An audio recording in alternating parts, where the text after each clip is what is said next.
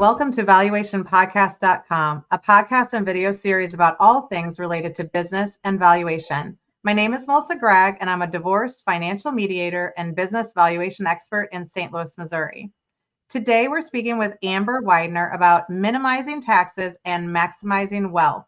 It's really about the sunset of the Tax Cuts and Jobs Act, or TCJA, in 2025. Amber is a partner of Business Valuation and Advisory at Seidel Schroeder, providing over 2 decades of experience.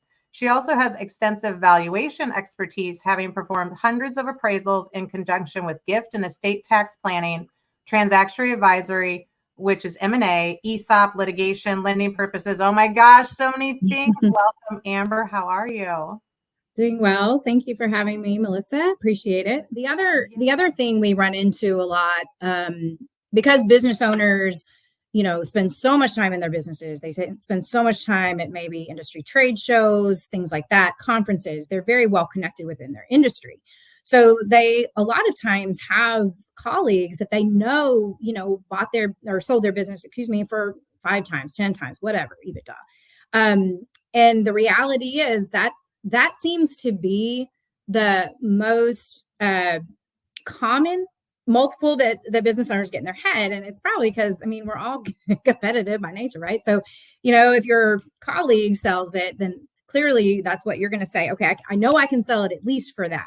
But that really is not the best thing to rely on, because you really don't know until you dig in and see who that buyer was, right? That could have been a synergistic buyer. You might not have access to a competitive buyer or something like that where they did.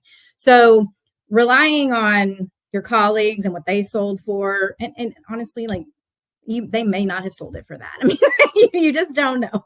So I would say that is not something that I would suggest relying on for my personal estate planning. I would want to know. Well, and the other thing is too, if you had to give the value of your company to the IRS, which is what they require, it has to be substantiated. A qualified appraiser is not going to say, well, that so-and-so's, colleague in the industry sold it for 10 times EBITDA, and that's a market indication of value. That's not how that goes down. So we have to actually look at databases. We have to look at comparability within those databases as well. And a lot of times valuation professionals use a market approach as a corroborating method for the income approach. So a lot of times we're not really even using those multiples.